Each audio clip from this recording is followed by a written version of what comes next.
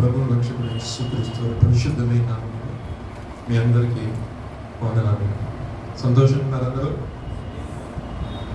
సంతోషంగా ఉన్నారా? ఇది కూడా చెప్పండి. నామంటే దేవునికి స్తోత్రం చెప్పండి, లేకపోయినా దేవునికి స్తోత్రం చెప్పండి. ఏ స్థితిలో అయినా సరే మన నోట్లో ఏముండాలి? స్తుతి అనేది ఉండాలి. దేవునికి స్తోత్రం. హల్లెలూయా. 1వ తారీఖున వాగ్దాన సందేశ కూడిక జరిగింది. ఎంతమంది వచ్చారు అనే చేతులు లేకుండా అడగను దయచేసి. వచ్చిన వారు ప్రభు ఈ నెలలో మనకు అనుగ్రహించిన వాగ్దానం మీరు ఏమన్నా రాసుకున్నట్లయితే, లేదా ఆ బైబిల్లో ఆ డేట్ వేసుకుని ఏమన్నా మెన్షన్ చేసినట్లయితే ఆ వాగ్దానం నాకు తెలియజేయగలరు. చెప్పండి ఎవరన్నా. 89:24 చదవండి ఒకసారి. నా విశ్వాసతయు నా కృపయు అతనికి తోడైనను,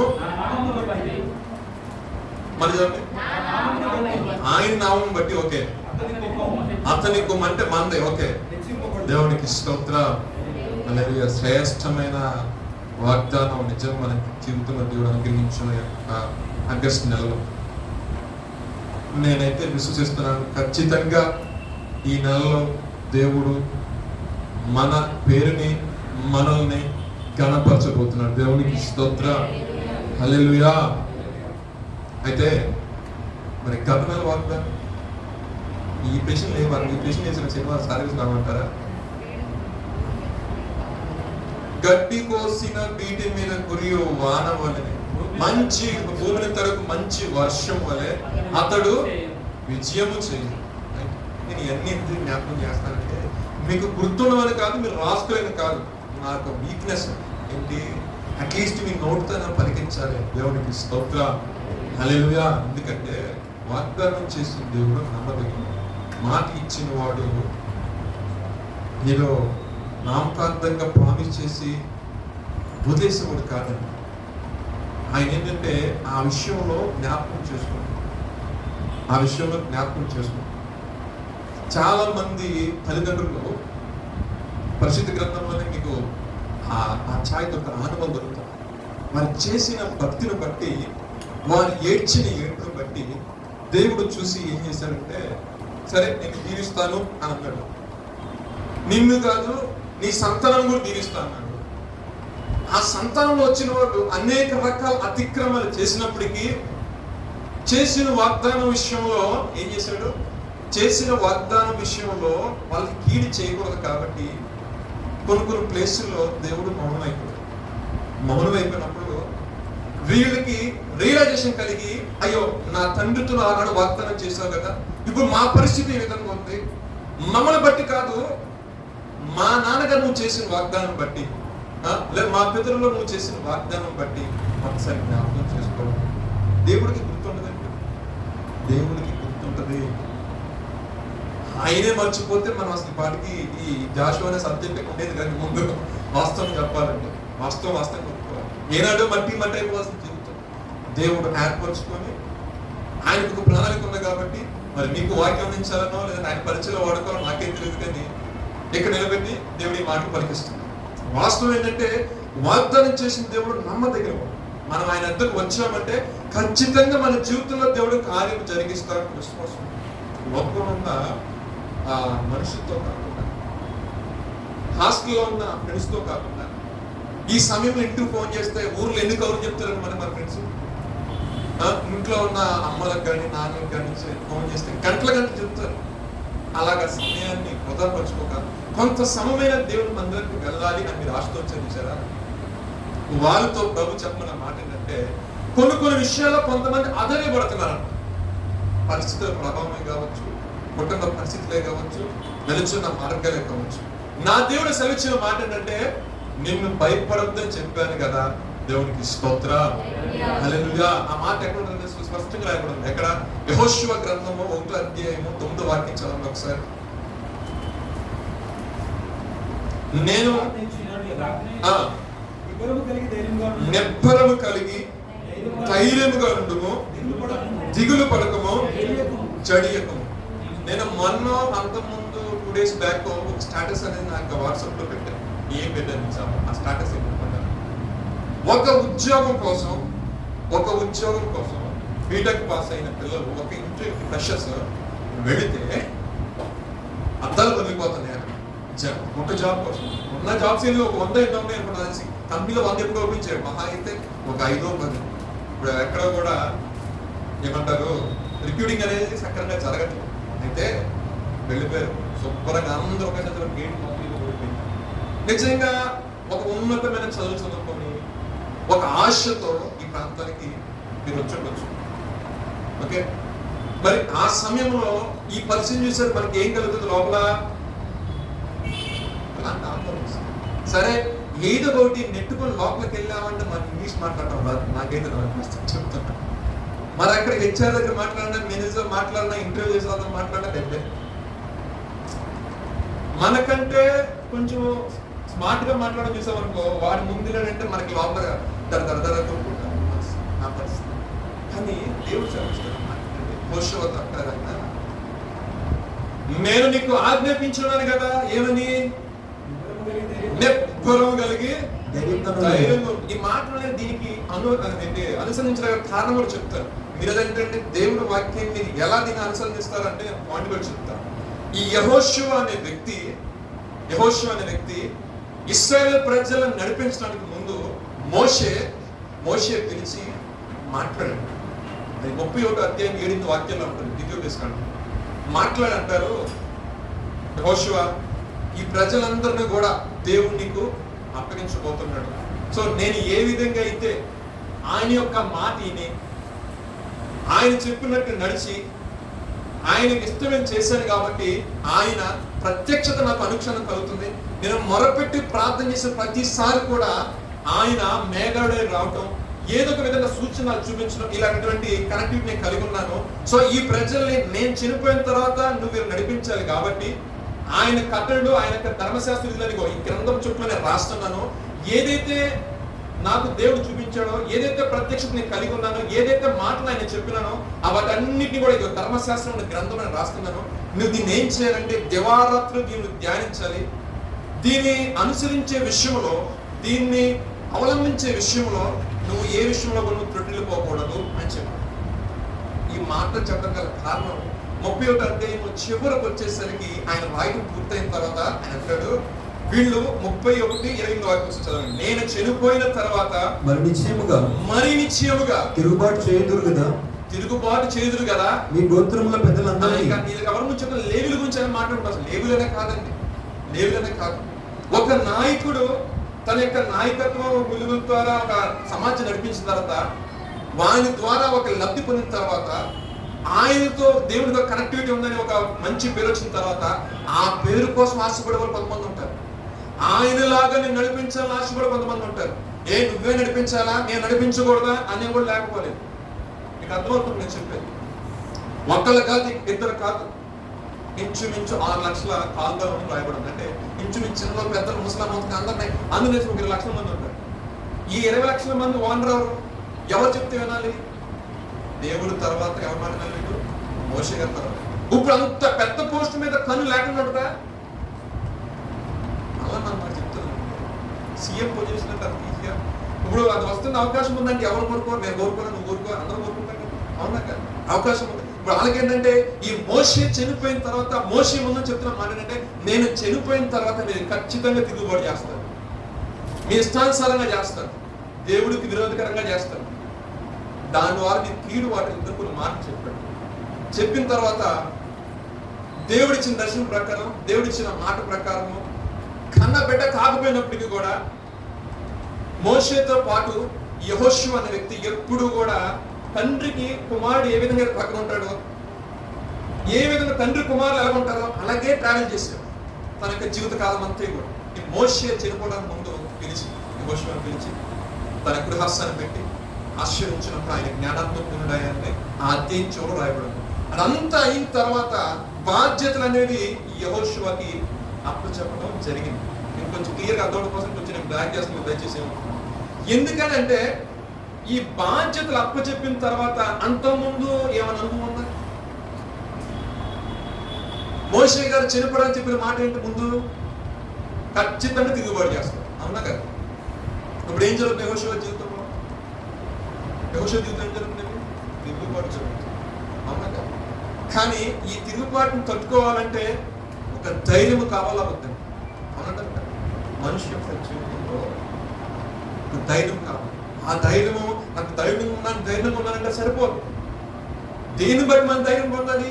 దేవుని బట్టి. అయితే ఆ దేవాతి దేవుడు నూను కుమారుడైన యెహోషువతో మాట్లాడుతాడు. ఆయన వచ్చి మాట్లాడుతూ అదే అధ్యాయంలో చాలా సార్లు రిపీట్ చేసిన విషయం ఏంటంటే, భయపడకు, నేను నీకు తోడై ఉన్నాను, భయపడకము, నీకు తోడైనా, దిగులు పడకము, జడియకము అంటే ఆయన రిపీట్ చేస్తాను. ఎందుకంటే అది ఆయన మనసులోకి వెళ్ళడం కాదు, సబ్ కాన్షియస్ మైండ్ ఒకటి ఉంటుంది. అది పడుకున్నప్పుడు కూడా పని చేస్తా ఉంటుంది. అప్పుడు కూడా నేను పిరుగుతానని రాక కొంతమందికి ఏంటంటే కొన్ని టెన్షన్స్ వచ్చినప్పుడు ఆటోమేటిక్గా నిద్రలేదు. కొన్ని విషయాలు కొన్ని తలుచుకుంటే ఏమవుతుంది ఏంటనేది ఎదురు కూడా వచ్చేసి ఎదురు కూడా పడుకుంటున్నాం జీవితం అంటారు కదా. మీ యొక్క లైఫ్ అది పే చేసింది, నా యొక్క జీవితంలో అయితే నిజంగా చాలా పే చేశాను అన్ని సిచ్యువేషన్స్. కానీ మనకు ఒక ధైర్యం ఉందనుకోండి, సమస్తం ఎరిగిన దేవుడు నాకు తోడుగా ఉన్నాడు, ఆయన నాకు వాగ్దానం చేస్తున్నాడు, ఆయన నాకు మాట ఇచ్చున్నాడు, ఆయన తన సేవకుల నోటి నుండి తన వాక్కును వెల్లడి చేస్తున్నాడు నా కొరకని మనం నమ్మితే అటువంటి బలహీనత నన్ను ఎప్పుడు కూడా ధరించాడు. యెహోషువ జనాన్ని నడిపించడం వచ్చిన వాళ్ళు చేస్తున్నారు, కానీ వీళ్ళను కొంతమంది ఆయన మాట వింటున్నారు. ఆయనకేమో ఇది కొత్త, ఈ జనం నడిపించే విషయంలోనే దేవుడితో మాట్లాడడం కొత్త. అయినా ఈ అదరి పడిపోతున్నాడు అన్ని విషయాలు. అప్పుడు దేవుడు అన్నమాట, నీకు నాకు ఆజ్ఞాపించినాను లేదా? ఏం చెప్పాను నేను నిన్ను విడవను అబ్బాయి అంటే నేను నీ వెన్నంటే ఉంటాను ఏ విషయంలో సరే. అంటే తల్లిదండ్రులు పక్కన లేకపోయినా పరిచయాలు ఎలా ఉంటుంది అనుకుని కొన్నిసార్లు తల్లిదండ్రులు పక్కన ఉంటారు, పట్టుకున్న కన్నా బిడ్డల పక్కన ఉంటారు. దేవుడు అంటారు చేయి పరిచయం ఎలా ఉంటుంది చెప్పండి? మనసు లాగిద్దా లేదా? ఎలాగున్నారో ఏంటో ఆ ఉద్దేశం ఆయన చూసుకుంటాడు అంతే. మనం పిలిచిన దాంట్లో మన ముందుకి కొనసాగిపోవాలి. కొంతమంది పిలుపు ఆ విధంగా ఉంటుంది, కొంతమంది దేవుని ఏర్పడి చాలా వింతగా ఉంటుంది, చాలా ఆశ్చర్యం కలిగిస్తూ ఉంటుంది. వాళ్ళు ధైర్యపరుస్తూ మాట్లాడుతున్న మాట ఏంటంటే, నేను నిన్ను విడవను ఎడబాయి. పరిస్థితి ఎలా ఉన్నా సరే ఏం చేయాలంటే దిగులు పడకూడదు. యెహోషువ నేను మరొకసారి చెప్తున్న మాట ఏంటంటే, నువ్వు ఏ విషయంలో నువ్వు దిగులు, ఒకవేళ నువ్వు దిగులు పడితే ఏం జరుగుతాయంటే ఆ ధర్మశాస్త్ర విధుల్లో నుంచి ఖచ్చితంగా తప్పడతావు. ఈ కంగారు ఏం చెప్తామండి, తాళం వేసేవా లేదని 4 సార్లు లాగు చూస్తా ఉంటాం. తాళం వేసావు, మళ్ళీ అక్కడ దాకా వచ్చేసి తాళం వేసానంటూ ఇంటికి మీరు తాళం వేసానా, పత్రాలు తాళం వేసానా, దొంగలు పెడితే ఎలాగుంటుంది, ఆలోచించుకోవాలి, లేకపోతే ఖచ్చితంగా ఆలోచిస్తాను. అది ఒక కాన్ఫిడెన్స్ అనేది మనలో ఉందనుకోండి. దేవుడి రాత్రికాల సమయంలో నీకు ఇచ్చిందంటే ఒక కాన్ఫిడెన్స్ నీ జీవితంలో క్రియేట్ చేయబోతుంది. ఏంటంటే నేను నీకు తోడైనా, నువ్వు పరిస్థితులను చూసి ఏ విషయంలో కూడా జరిగిన ఆ ధైర్యపడిన అవసరంలా. ఈ మాటలు నేను చెప్తుంటే అనుకున్నాను, ఆనాడు మోషే తన కుమారుని వల్ల యెహోషువ అని చెప్పాడు. మోషే చనిపోయిన తర్వాత దేవాతి దేవుడే ఇప్పుడు తన కుమారుడికి చెప్తున్నట్టు, అరే అబ్బాయి నేను నీకు చెప్పాను ఏమని, అద్దరే పడమాక, లోకం అంటే ఇలాగే ఉంటుంది, అర్థమైందా? మేము అవన్నీ చూసి వచ్చాం కాబట్టి నీ చెప్పే మాట ఏంటంటే అటువంటి దాటిని చూసి నువ్వు ధైర్యపడిన అవసరం. నువ్వు ఒకటి కొనసాగించావు కదా, ఒకటి ప్రారంభించావు కదా, ఆ ప్రారంభించిన దాన్ని తుదముట్టించు. ఈ తుదముట్టించే క్రమంలో తండ్రి ఏమంటారంటే, నేను ఎప్పుడు నీకు తోడుగా ఉంటాను, కానీ దేవుని కృప కూడా అంటారు కదా. మనం చేసే ప్రయత్నంలో దేవుని యొక్క కృపగా మనకు తోడు లేకపోయింది అనుకోండి, నేను అంటాను అది సక్సెస్ వచ్చిన నిలవదంటాను. అదే దేవుని చేత ఏర్పాటు చేయబడి, దేవుని చేత నడిపబడి, దేవుడు నాకు ఉన్నాడనే ప్రార్థనాపూర్వకంగా ప్రారంభించాం అనుకోండి, అది దేదీప్యమానంగా మారుతాం. మన యొక్క జీవితంలో కానీ మనకు అనుగ్రహించబడిన సక్సెస్ కానీ అనేక మంది మాట్లాడుతుంటే దేవుడు చేస్తాడు. దేవుడికి స్తోత్రం, హల్లెలూయా. ఈ మాటలు చెప్పడానికి కారణం ఏంటంటే అక్కడున్న సర్వ సమాజం ఒక విచిత్రమైన ధోరణిలో ఉన్నారు. కానీ దేవుడు ఎప్పుడైతే యెహోషువ ఇన్ని మాట నీతట్లేరు కానీ అరే పలానా పరిశుద్ధ ఒక దినాన్ని నియమించు, ఆ రోజు వచ్చి నేను నీతో మాట్లాడుతున్నప్పుడు ఆ రోజు ప్రభుత్వం మాట్లాడు, ఆ నెక్స్ట్ అధ్యాయం ఉంటుంది అన్నమాట. నేడు వారు కన్నులు దీన్ని గొప్ప చేయి మొదలెడతారు అంటే, ఎప్పుడైతే ప్రభు దిగి వచ్చి మాట్లాడాడంటే సర్వ సమాజం అర్థమైపోయింది ఏంటంటే ఇక మోషే తర్వాత మనం ఇవ్వాల్సిన మాట ఎవరంటే యెహోషువ. కానీ పరిశుద్ధ గ్రంథంలో రాయబడిన మాట క్లియర్ చూసినట్లయితే ఆ అధ్యాయం అంటారు, ఈ యొక్క ధర్మశాస్త్ర గ్రంథాన్ని నువ్వు దివారాత్రులు, ఈ ధర్మశాస్త్ర గ్రంథము నువ్వు బోధింపకుండా ఏ విషయంలో కూడా నువ్వు తప్పిపోకూడదు. దాన్ని ఎలా ఆచరించాలంటే ఏదైతే కట్టవిలో అస్సలు కాంప్రమైజ్ అవ్వకూడదు. ఏ విషయంలో కాంప్రమైజ్ అయితే ఏమైందంటే ప్రాణహాని జరుగుతుంది. ఎగ్జాంపుల్ చెప్పమంటారు, చిన్న ఒక మాట చెప్తాను. అబ్షలోం గురించి విన్నారా? అబ్షలోం తర్వాత ఎవరిని చంపాడు? అమ్నోనా? అమ్నోను చంపాడు కదా, అవునా కదా? ఈ అమ్నోను చంపడానికి కారణం ఏంటి కదా? అంటే ఆ విషయంలో దావీదు గారు న్యాయం చేశారా? న్యాయంగా ప్రవర్తించారా? అదే దావీదు ఒక్కసారి న్యాయంగా ప్రవర్తించాడు, అమ్నోను చెడిపోయాడు కాదు కదా. అంటే ఈ యొక్క ధర్మశాస్త్ర విధులు సక్రంగా నడవకపోతే వక్రబుద్ధి వస్తుంది, వాయవర్సలేని బుద్ధులు వస్తాయి. కాబట్టి ఆయన ఏమంటాడంటే ఆ ధర్మశాస్త్ర గ్రంథాన్ని ఏం చేయాలి? దివారాత్రులు దాన్ని ధ్యానించాలి. అందుకే పరిశుద్ధ గ్రంథం రాయబడి మాట్లాడే దివారాత్రులు దాన్ని ధ్యానించేవాడు ధన్యుడు అంటారు. ఏముందండి లోపల పాపం ఉంది కదండి, పాపం ఉంది కదండి. నువ్వు పరిశుద్ధం ఉండి ఆ పాపని ఏం చేయగలుగుతుంది అంటారు కదండి. ఆయన పగలు మేఘస్తంభం కొన్నాడంట, రాత్రి అగ్నిస్తంభం కొన్నాడంట.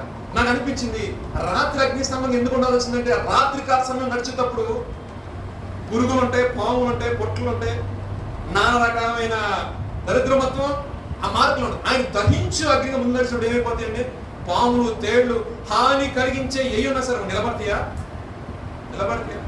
మరి పరిశుద్ధ గ్రంథం ఏం సెలవిస్తుందంటే నేను దహించి అగ్నినై ఉన్నాను అని దేవుడి వాక్యం సెలవిస్తుంది. మనం ఏమంటాము? మేము దేవుని పిల్లలము అంటాము. అంటే తండ్రికి ఏదైతే స్వభావం ఏ లక్షణాలు ఉన్నాయో కుమార్తె లక్షణం ఉంటాయి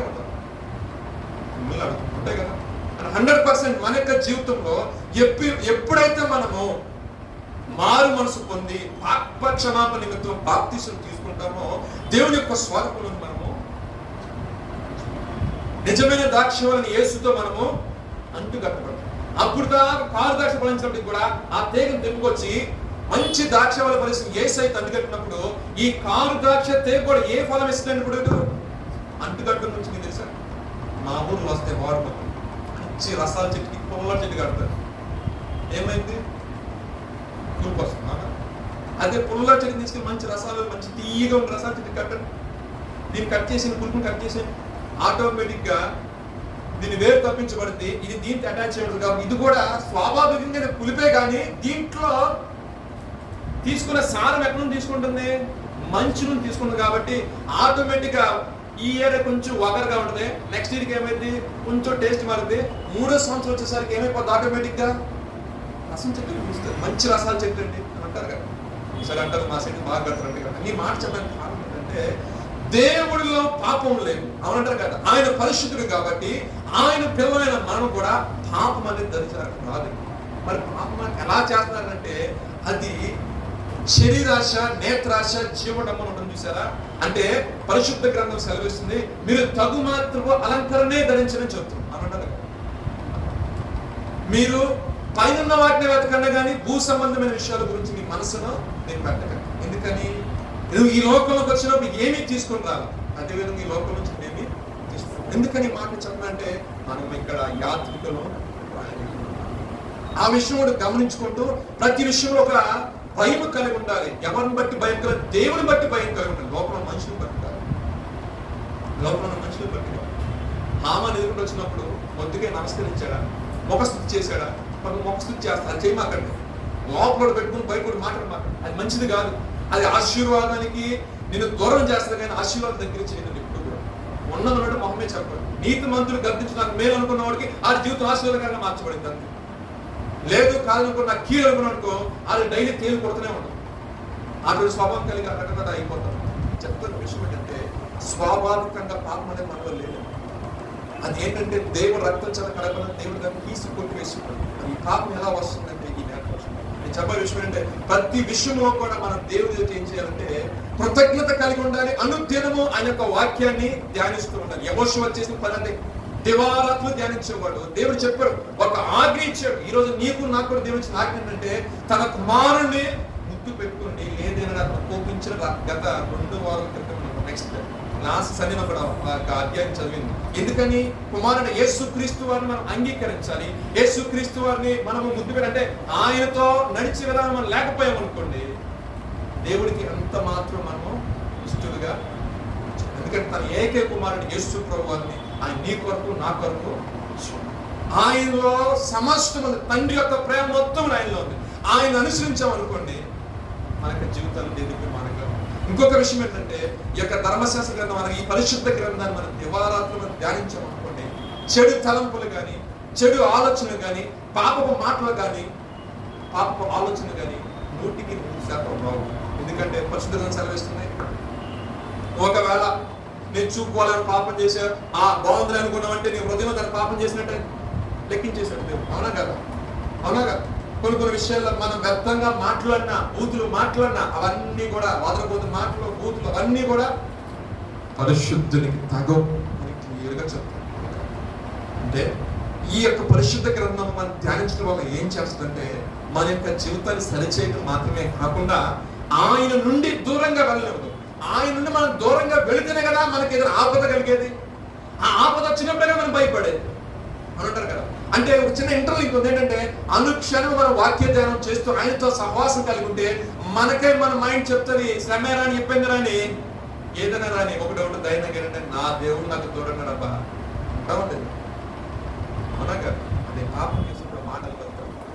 మనం ఒక తిట్టి అసహించుకొని ఒకరి మీద అబద్ధ సాక్ష్యం చెప్పుకుంటూ ఒకరి గురించి మనం చెడ్డగా మాట్లాడినప్పుడు ఆ మాట అనగలుగుతావా? అసలు నువ్వు బైబిల్ పరిశుద్ధంగా నుంచి బైబిల్ చదవగలుగుతావా? అసలు నువ్వు ప్రార్థన చేయగలుగుతావా? అసలు నిజ క్రైస్తవుడు నువ్వు అక్కడ మాట్లాడిన ప్రార్థన కూడా చేయవు. మనసు రాదు కూడా నీకు, లోపల పొడిచేస్తా ఉంటుంది. నువ్వు అనవసరంగా వ్యక్తి విషయం తప్పుగా మాట్లాడావు. ఈ యొక్క మాటను మాట్లాడకుండా ఉండాల్సింది. ఇప్పుడే ఫోన్ చేసి మర్యాదగా ఎవరికైతే కడతంలో వాళ్ళు పరిశుద్ధాత్మతో అన్యోన్యం సహవాసం కలిగిన వారు. దేవునికి స్తోత్రం. హల్లెలూయా.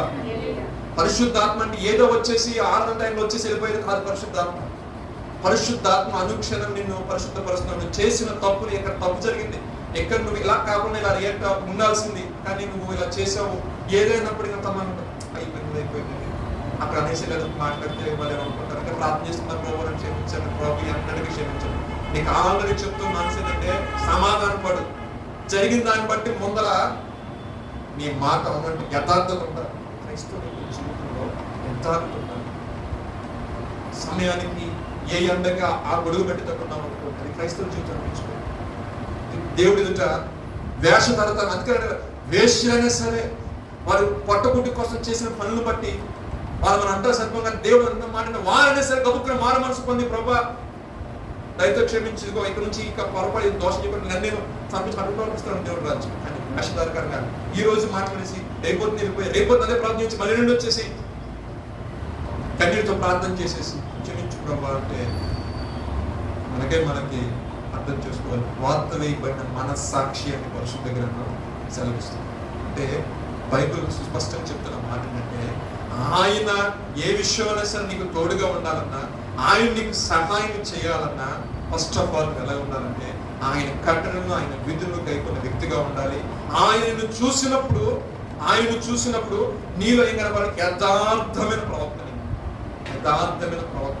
ఈ యథార్థమైన ప్రవర్తన కొనసాగించాలంటే మరి ఈ యొక్క లోకంలో కొంచెం కష్టమే, కానీ స్టార్ట్ చేస్తే ఈజీ అని అంటారు. ఎందుకంటే ఆయన యొక్క యథార్థతను విడిచిపెట్టాడు. ఇంకెంతవరకు యథార్థతను వదలకుండా ఉంటావు? దేవుడు దూషించి చచ్చిపో అన్న భార్య వచ్చి మూర్ఖురాలు అది మాట్లాడుతున్నాడు. మాటలో కూడా ఎక్కడ వచ్చింది.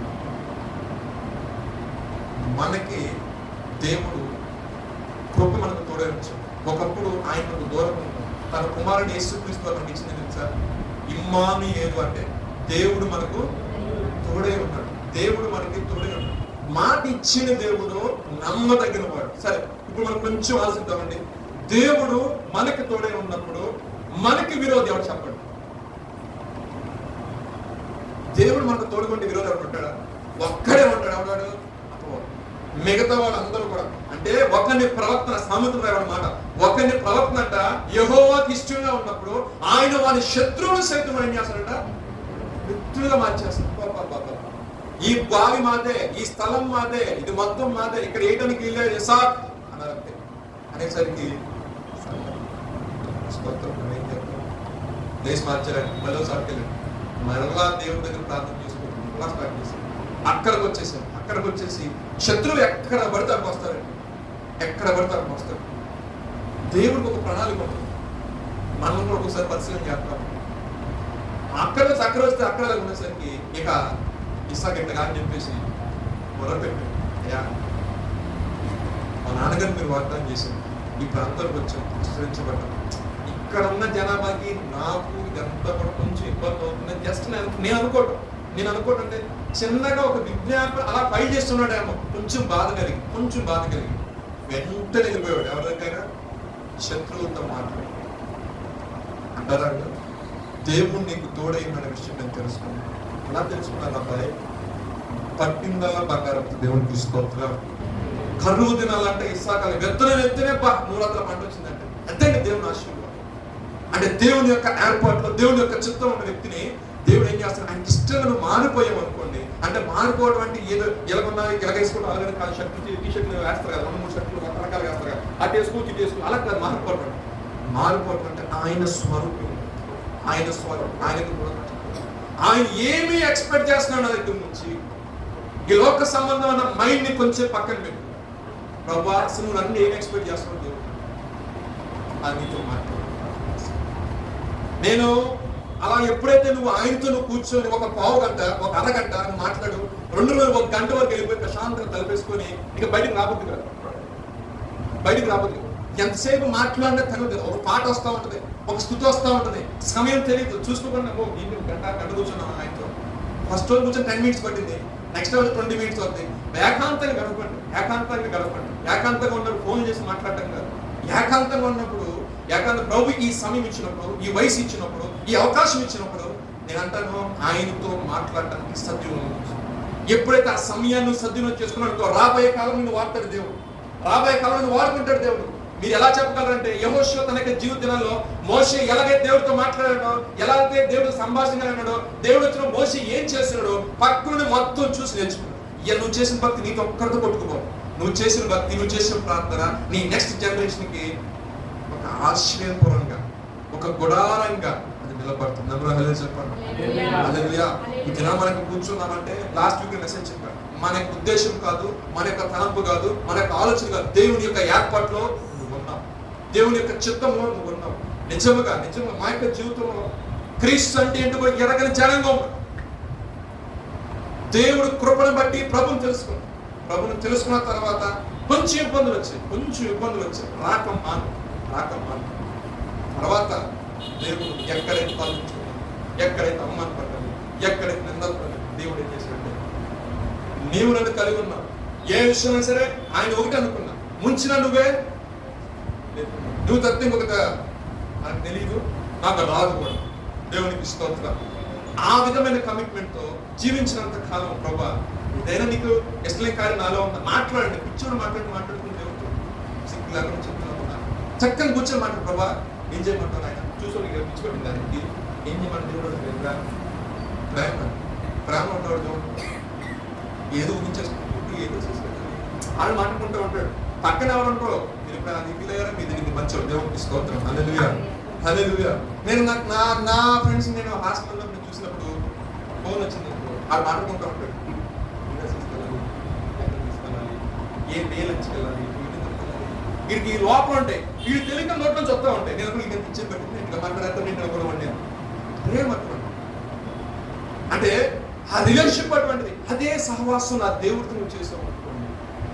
నా ప్రభు అంట తను స్నేహించిన వారికి చెప్పని ఏ పని చేయడం. అబ్రహాం విషయంలో చెప్పాడు కదా, అంటే అంటాను మంచి యవన వయసులో ఉన్నారు, అక్కలకైతే మంచి సమయం ఉంది. వాస్తవం చెప్పాలంటే అద్భుతాలు చేయడానికైనా, భూమి ఆకాశం తలకింద చేయడానికైనా దేవుడికి సహవాసం కలిగి ఆటోమేటిక్ అన్నీ జరిగిపోతాయి. దేవుడికి స్తోత్రం. శాసనాలు సైతం కూడా మార్చబడతాయి. అవునంటారు కదా. పేతురు యోహాను గారు చేస్తున్న పని ఏమీ లేదండి. 40 సంవత్సరాలు బట్టి, ఇంచుమించు 40 సంవత్సరాల పరిశుద్ధంగా రాయబడింది. ఆ దేవాలయం అడుక్కున్న వాళ్ళు లేపారు, వాళ్ళు పెద్దగా ఏం చేయాల. మనులు మాణిక్యాలు మా దగ్గర లేవు, వెండి బంగారం మా దగ్గర లేవు, మా దగ్గర ఒకటే నజరుడు యేసుక్రీస్తు నామమున లేచినది అన్నాడు అంతే. వెంటనే ఆ యొక్క శీలమండలంలోకి, ఆ కాలంలోకి, ఆ బలం, ఆ సత్తు వెళ్ళిపోయి వెన్ను దిగ్గులు లేచేసరికి అక్కడ ఉన్న వాళ్ళందరికీ ఆశ్చర్యం వేసింది. వీళ్ళతో పాటు వెళ్ళాడు దేవుని గణపరిచారు. ఈ విషయం అక్కడ అధికారులు తెలిసింది. అపోస్తుల కార్యం 4వ అధ్యాయం నుంచి ఇంకా చదువుకున్నాను. నేను రిఫరెన్స్ చెప్పిన సమయం టైం ఎక్కువ ఉందని చెప్పుకున్నాను. వెళ్ళిన తర్వాత వాళ్ళు అంటారు ఆమెను పిలిచి అడిగారు, ఎలా వచ్చిందిరా అబ్బాయి అంటే, మీకు తెలిసిందే కదా, 40 సంవత్సరాలు బట్టి అక్కడే పడి ఉన్నా కదా, ఎవరు చేశారు అంటే, ఇలా ఎవరో పేతురు యోహాను అంటే వాళ్ళు పిలిచారు. పక్కన అందరు మతకాదులు వచ్చారు. ఏం జరుగుతుంది ఇక్కడ? ఏం జరిగేది ఏమన్నా? ఎవరో యేసుక్రీస్తు తెలుసు, వీళ్ళకి తెలుసు. ఎవరో యేసుక్రీస్తు అంటే వాళ్ళకి తెలుసు. యేసుక్రీస్తే పాపం రక్షించడానికి వచ్చాడు, ఎదురు చూస్తున్న మెస్సయ్య ఆయన వీళ్ళకి తెలుసు. కానీ అహం ఇష్టపడు. యేసుక్రీస్తు గురించి బోధ చేస్తున్నారు చూసావా? వాళ్ళ పేతురు వాళ్ళు చదువు రాని పాల్మకులు కదా. దేవుడు అటువంటి వారిని నింపుకొని పరిశుద్ధాత్మతో నింపి అద్భుతం చేసుకుంటారు.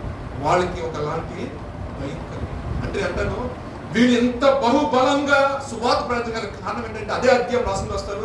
ప్రభా నీ చేత నువ్వు మా చేత ఇంత సూచికలే కానీ అద్భుతాలే కానీ జరిగిస్తున్నందుకు వీళ్ళందరూ మాకు అడ్డంగా నిలబడుతున్నారు, కానీ నీవు మాకు తోడై ఉన్నావని వీళ్ళందరూ తెలుసుకున్నట్లుగా వీళ్ళందరూ ఒక భయం కలిగినట్టు కార్యక్రమం ఆ నుంచిన ప్లేస్ షేక్ అయింది. అక్కడ దేవునికి తీసుకుంటారు. అంటే నేను అంటాను, దేంట్లో శక్తి ఉంది, దేంట్లో శక్తి ఉంది. వీళ్ళు అలా మాట్లాడారంటే వీరిలో ఏముంది? పరిశుద్ధత ఉందండి. దేవుని చెప్పిన మాటలు తోచా తప్పకుండా అనుసరిస్తున్నవారండి. ఈ పేతురు గాని యోహాను గాని ఎవరితో ట్రావెల్ చేసిన వ్యక్తులు వీళ్ళు?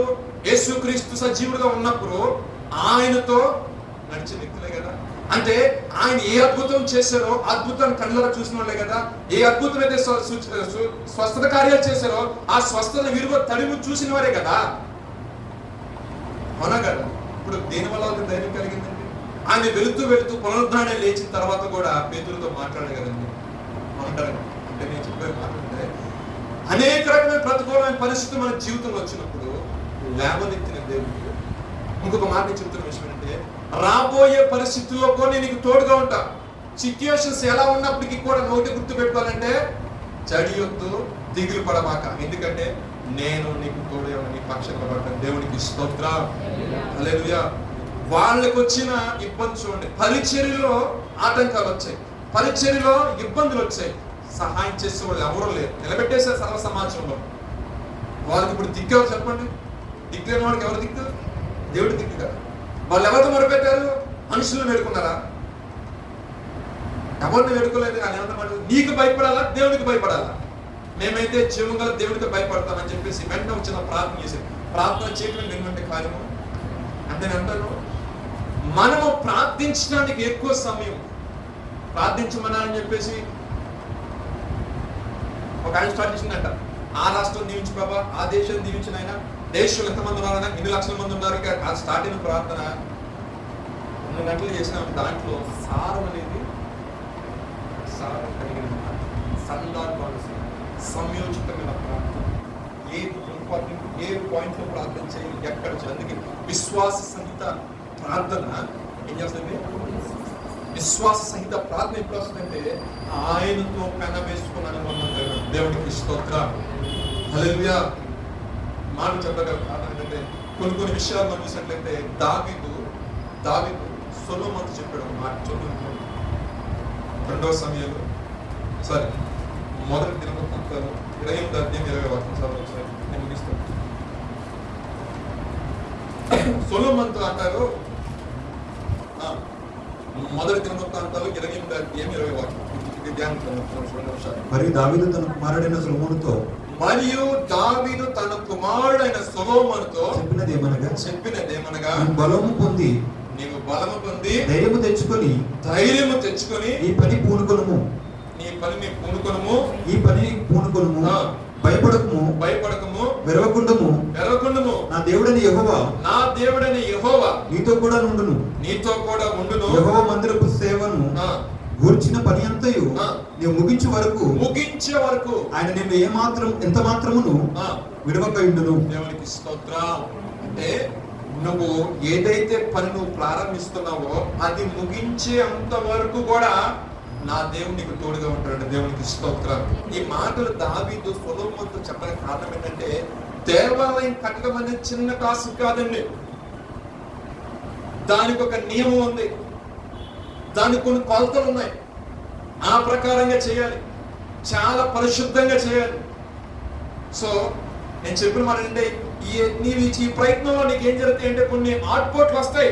నా కుమారుడా, నీకేంటంటే ఈ యొక్క ఆత్మీయ యాత్రలో నీకు కొన్ని ఆటుపోట్లు వస్తూ ఉంటాయి. అది కుటుంబం సైడ్ నుంచి రావచ్చు, ఫైనాన్షియల్ గా రావచ్చు, చేస్తున్న ఉద్యోగం నుంచి రావచ్చు, లేదా నువ్వు వచ్చిన మార్గాలు రావచ్చు, ఎక్కడి నుంచి రావచ్చు. బట్ ఒక విషయం ఏంటంటే నువ్వు దాన్ని ఫుల్ఫిల్ చేసేంత వరకు కూడా నేను నీకు తోడై ఉన్నాను అని దేవునికి స్తోత్రం. సొలొమోను ప్రారంభించిన తర్వాత దావీదు తన కుమారుడికి చెబుతున్న మాట, నీ యొక్క బలాన్ని తెచ్చుకొని నువ్వు ధైర్యం కలిగి నువ్వు నీ యొక్క పని నువ్వు కొనసాగించు. సహాయం చేసేవాడు ఎవరు? దేవాదేవుడు కాబట్టి నువ్వు ఆయన యందు నువ్వు భయభక్తులు కలిగి ఉండొచ్చు. సొలొమోను తన యొక్క జీవితంలో నిజంగా దేవుని యందు భయభక్తి కలిగిన దాన్ని బట్టి మంచి సామెతలు రాశాడు, మంచి జ్ఞానం ఇచ్చాడు దేవుడు. అంటే మనము దివారాత్రులు దాన్ని ధ్యానించడం వల్ల వచ్చే బెనిఫిట్ ఏంటంటే త్వరగా పాపంలో పడిపోము.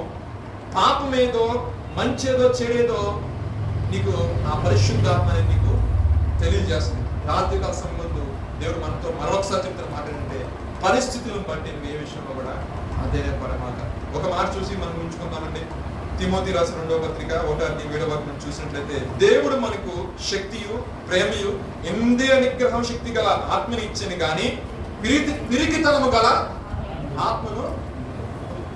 సో పరిస్థితులను బట్టి మనం ఏ విషయంలో కూడా తిరిగిపోయేవారుగా మనము దేవుని యందు భయభక్తులు కలిగి దేవుడు నాకు సహాయం చేస్తాడు, దేవుడు నాకు తోడుగా ఉంటాడు, దేవుడు ఎలాంటి సమయంలోనే సరే నన్ను ఆదుకుంటాడు అని ఒక నమ్మకం నీకు కలగాలంటే ఫస్ట్ ఆఫ్ ఆల్ నువ్వు ఎవరితో రిలేషన్షిప్ మెయింటైన్ చేయాలని ఉంటారు కదా.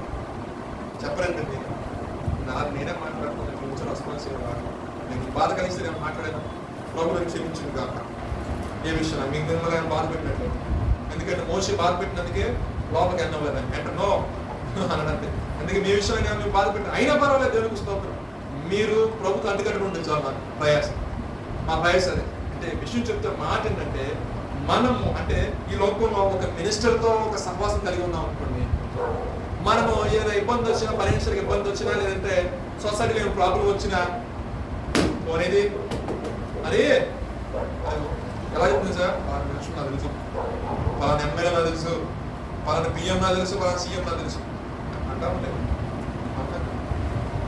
ఎందుకని మన యొక్క సహవాసం ఎవరితో ఉంటారు వారితో అనంటారు కదా. అలాగా ప్రభుత్వం మారింది. నెక్స్ట్ చెప్పండి, ఫోన్ చేస్తే ఫోన్ మీరు ప్రయత్నిస్తున్న నెంబర్ అందుబాటులో లేవు. ఏంటంటే పరిస్థితులు మొత్తం వస్తూనే ఉంటాయి. సో మనము దీన్ని బట్టి చూడండి, ఆ రిలేషన్షిప్ వాళ్ళతో ఉన్నాం కాబట్టి ఏదైనా సమస్య వస్తే వాళ్ళు ఉన్నది ఒక ధైర్యం ఉంటుంది. కానీ ఆత్మ సంబంధం నుంచి మనకి ఈ భూ సంబంధమైన వాటితో మనకి ఎట్టి పోలిక కూడా లేవు. ఈ ఆత్మ సంబంధమైన ఆధ్యాత్మికత అనేది శరీరానికి సంబంధించింది కాదండి. మన ఫైనాన్షియల్ నీడ్స్ కోసం కాదు. ఏంటంటే ఆయన రాబోతున్నాడు. రెప్పపాటునే మనము రూపాంతరం పొంది ఆయన దగ్గరికి వెళ్ళాలి. అవునంటారు కదా, ఆయన ప్రార్థిస్తున్నప్పుడు ఆ రూపాంతర కొండ మీద ఆయన ఒకేసారి అలా మారేసరికి అక్కడ ఉన్న 2 గడ్డంత మంది అనుకున్నాడు. మనం ఏంటంటే మన యొక్క సహవాసం ఆయనతో ఉందనుకోండి, ఏ గవర్నమెంట్ ఉందండి నీ పని దేవుడికి స్తోత్రం. నువ్వు అప్లికేషన్ పెట్టాలి కానీ ఆయన ప్రాసెస్ చేసేవాడు ఆయన. ఎందుకంటే నువ్వు నీ పక్షం ఉన్న వ్యక్తి ఎవరంటే గవర్నమెంట్ నియమించేవాడు. దేవుడికి స్తోత్ర. హల్లెలూయా. నేను అంటాను, ఎప్పుడైనా సరే మనుషుల మీద కాదని ఆధారపడదు. మనుషుల మీద ఎప్పుడు ఆధారపడదు. రాజులు నమ్ముకుంటాడు, అధిపతులు నమ్ముకుంటాడు, భూపతులు నమ్ముకుంటాడు. యెహోవా నాశించిన ఎంతో మేలు. ఓవర్ ఎక్స్పెక్టేషన్స్ పెట్టేసుకుంటారు. ఆ ఎక్స్పెక్టేషన్ ఆ క్యాండిడేట్ గా రీచ్ అవ్వకపోయినా అనుకోండి, వచ్చేస్తా ఉంటాయి. ఎక్స్పెక్టేషన్స్ తక్కువ పెట్టుకుంటారు అంటారు కదా, అది మంచిది. మనం నెమ్మదిగా ఉంటాం. ప్రభుకి మనం చెప్పాల్సింది నీ ఎక్స్పెక్టేషన్స్ మొత్తం ఆయన దగ్గర బయట. అంటే నేను కలిసి చెప్పే ఒక మాట ఏంటంటే, ఆయనతో సహవాసం నువ్వు చేస్తావు అనుకోండి, లోకం అనేది నీలోకి రాదు. లోకం అనేది నీలో రాకపోయింది అనుకోండి, నీకు సమయం దొరుకుతుంది. నీకు సమయం దొరికినప్పుడు దివారాత్రుల వాక్య ధ్యానం చేస్తావు అనుకోండి, ఆ వాక్యమే ఎవరండి? ఆ వాక్యమే కృపా సత్య సంపూర్ణుడిగా దేవునికి స్తోత్ర. ఆయనే కదండి శరీరధారి మన మధ్యలోకి వచ్చింది. అంటే నువ్వు పరిశుద్ధ గ్రంథాన్ని నువ్వు ధ్యానిస్తున్నావంటే, పరిశుద్ధ గ్రంథం నువ్వు చదువుతున్నావంటే ఆయన గురించి నువ్వు అర్థం చేసుకుంటావు. ఆయనతో మాట్లాడడానికి ఇష్టపడుతున్నావు కాబట్టి ఆయన నీకు అవసరం ఆయన చెప్తాడు. నువ్వు పడుకున్నప్పుడు ఒక దర్శనం, నువ్వు ఏదైనా విషయం ప్రార్థన చేసినప్పుడు, ఇదిగో నువ్వు ధ్యానిస్తున్నావు కదా, అప్పుడే ఒక ప్రేయర్ రిక్వెస్ట్ వస్తుంది నీకు. ఆ ప్రేయర్ రిక్వెస్ట్ ఆమెలో దేవుడు కార్యం చేస్తాడు. దానికి ఎందుకు విట్నెస్ ఏంటంటే నువ్వు ధ్యానిస్తున్నావు, నువ్వు నాతో కరెక్ట్ ఉంది కాబట్టి ఆయన నీ ద్వారా చేస్తున్న ప్రార్థన ఇమీడియట్ గా నేను నీకు తోడుగా ఉన్నాను అబ్బాయి.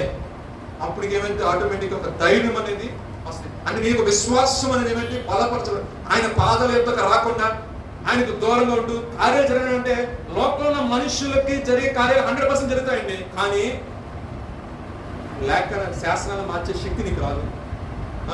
నువ్వు ఏదైనా విషయంలో జయం కోసం ప్రార్థన చేస్తే నీ విషయం వస్తాయేమో, కానీ వేరొక విషయంలో గట్టి పూనుకొని నువ్వు ప్రార్థన చేసినా అక్కడ ఎరుకోవడానికి గోడలో పోల్చబడదు. ఎందుకని ఒక సపరేట్ ట్రైనింగ్ కావాలి దేనికని. అందరిగా అవును కదా, హాస్పిటల్కి వెళ్తే ఇక్కడ చిన్న చిన్న ప్యాచ్ వర్క్ తీసుకోకుండా నర్సమ్మ అవునా, లోపల ఏమైనా ఆపరేషన్ చేయాలంటే వీళ్ళు వచ్చేస్తారా, ఉంటారా? ఎవరో సర్జన్ ABCDF నాకు తెలియదు కానీ అంటారు, మీరు ఎవరో తప్పు చేసి మాట్లాడతారు అంటే వాళ్ళు క్వాలిఫికేషన్ ఇచ్చారు, వాళ్ళకి సపరేట్ ట్రైనింగ్ ఉంది అవంటారు కదా. అలాగే నువ్వు దేవుడితో సహవాసం చేస్తూ ఆయనతో ఉన్నప్పుడు ఒక ప్రత్యేకమైన రూపంలోకి దేవుడు నిన్ను తీర్చిదిద్దుతాడు. చిన్న చిన్న విషయాల కోసం చిన్న చిన్న ప్రార్థన చేస్తారు, కానీ నుండి తొలగించలేని జయాన్ని పొందలేనుకున్నాడు సార్. ఆ సబ్జెక్ట్ అటువంటి నేర్కొచ్చినప్పుడు నువ్వు అలా ప్రార్థన చేస్తున్నప్పుడు పత్రం చేస్తున్నాడు. దేవుడికి స్తోత్రం. నేను అంటాను అది పొందుకోవడానికి ప్రయాసపడాలి. అది పొందుకోవడానికి అల్టిమేట్గా ఉండాలి. ఎప్పుడు కూడా అల్టిమేట్ విశ్వాసం అనేది ఇక్కడ ఎలా ఉండదు, ఆ స్థాయిలో ఉండాలి. అప్పుడే నువ్వు ఒక దేవుని కార్యాలు ఆయన నీతో మాట్లాడి నీకు అర్థమవుతుంది. నువ్వు పెట్టిన మాట ఆయన సరైన చేస్తుంది. ఇవన్నీ జరగాలంటే నీ యొక్క రిలేషన్షిప్ ఎక్కువ శాతం ఎవరితో ఉండాలంటే దేవుడితో ఉండాలి. ఒక ఈ కుటుంబ పరిస్థితులను బట్టి నువ్వు అచీవ్ చేయలేకపోతున్నావు, ఆ భారం నుంచి నా అమ్మ నాన్న చేయడం కదా. నీకు చేతనైతే ప్రభు మీదే, నీకు చేతనైతే ఉపవాసం, నీకు చేతనైతే కన్నీటితో ప్రార్థన, నీకు చేతనైతే ఆయన దగ్గర పడి ఏడ్చి అసలు నీకు చెప్తాం ఏంటంటే ప్రభు దగ్గర ఏ మనిషి సహాయం నీకు అవసరం, ఏ ఒక్క రెఫరెన్స్ నీకు అవసరం, ఎవరు సహాయం చేస్తున్న ఆలోచన నీకు అవసరం. నా ప్రభు దిగుతాడు నీ కోసం, నా ప్రభు నీ కోసం ఓపెనింగ్స్ కోసం, నా ప్రభు నీ విషయంలో ఆయన పక్కన భుజమే చేసి పెట్టి మాట్లాడతాడు. నీకు కనపడదు కానీ అంటే నువ్వు మాట్లాడుతున్నప్పుడు ఎటువంటి హృదయంలో దేవుడు ఏం చేస్తాడంటే వీటికి సహాయం చేయమంటారు. ఆ హృదయాన్ని దేవుడు కలిగేస్తాడు. అది ఆయన సాత్వికుడు దీనమనసు కావాలి కాబట్టి మనం ఎంత త్వరితంగా రేపొద్దున పరిశుద్ధమైన బల్ల చేయబెట్టబోతున్నాం. సో మన యొక్క ప్రవర్తన సందేశం ఆయన అంటాడు ఏ విషయం దిగబడదు. ఖచ్చితంగా నువ్వు దేవుని ఏర్పడుకున్నావు కాబట్టి అది నువ్వనే కాదు, నేను కూడా ఉన్నా, ప్రతి ఒక్కరూ ఉన్నాం. ఆయన రక్తం చేత సర్వ ప్రపంచం ఉందని. కానీ కృప ఏంటంటే దేవుని ఏర్పాటులో ఉన్నారు. మనల్ని ఎందుకు పెంచుకున్నారంటే మనం ఏదైనా సాధించగలమని, మనం ఏదైనా భరించగలమని, మనము ఆయన విషయంలో ఎంత దూరమైన వెళ్తామని ఒక నమ్మకం ఆయనది కాబట్టి ఆ నమ్మకం నమ్మ ప్రభావ నీ విషయం ఎంత దూరం వెళ్తాం. ఎందుకంటే ఉన్నత తోడుగా ఉన్నాం.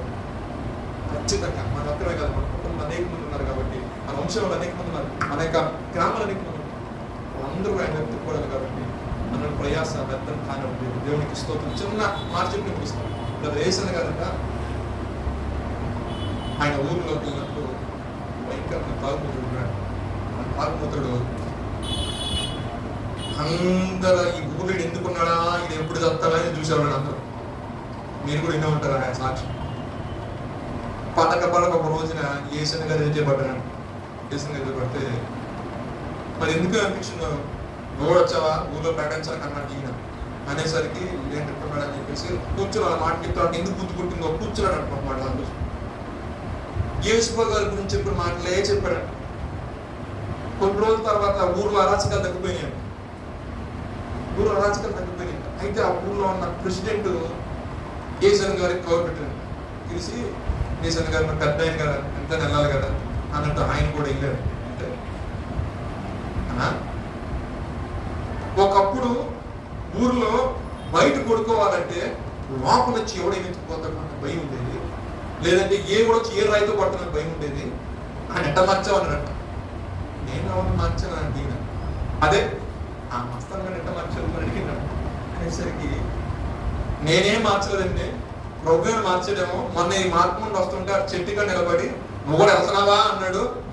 వెళ్తున్నా నాకు దేవుని మాట నాకు కూడా చెప్పన్నాడు. నీకు క్రీస్తు గురించి నన్ను మాటలు చెప్పారంటే నువ్వు వచ్చే వాళ్ళకి పెద్ద మీటింగ్లు పెట్టాను. అటువంటి వాళ్ళు చాలా మంది ఉన్నారు. మహారాష్ట్రలో చాలా మారాడు అంటే అందరికి ఆశ్చర్యం అవుతుంది. అటువంటి వాళ్ళు నలుగురు ఐదు ఉన్నారయ్యా మా ఊర్లో. మా ఊరు కూడా వచ్చి ఆ పక్కన ఉన్న ఊర్లో కూడా వెళ్ళి వాక్యం చెప్పాను. దేవునికి స్తోత్రం. నేను చెప్పిన మాట అంటే దేవుని యొక్క మాట,